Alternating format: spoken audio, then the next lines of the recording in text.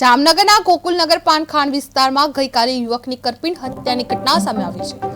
27 વર્ષીય રોહિત દિલાભાઈ પરમારની છરીના ઘા ઝીંકી હત્યા કરવામાં આવી હતી। પ્રાથમિક માહિતી અનુસાર મૃતક રોહિત અને તેની પત્ની વચ્ચે લાંબા સમયથી ગૃહ કલહ ચાલી રહ્યો હતો।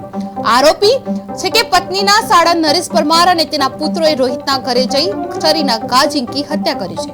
આ ઘટનાની ગંભીરતાને ધ્યાને લઈને પોલીસે તાત્કાલિક કાર્યવાહી કરી છે, જેમાં મુખ્ય આરોપી નરેશ પરમાર અને તેના પુત્ર સુજલની ધરપકડ કરવામાં આવી છે। આ ઉપરાંત ગુનામાં સંડોવાયેલ સગીર નર પણ કોર્ટમાં રજૂ કરાયો છે।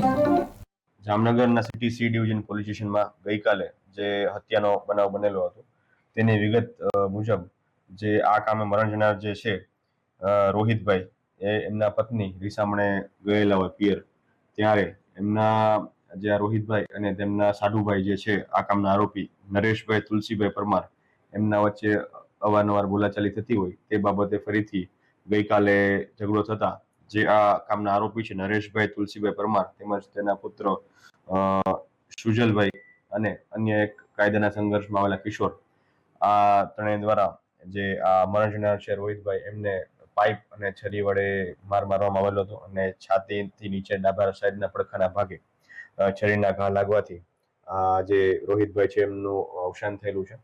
અને આ મર્ડરના ગુના સંબંધે Jamnagar city C division police સ્ટેશનમાં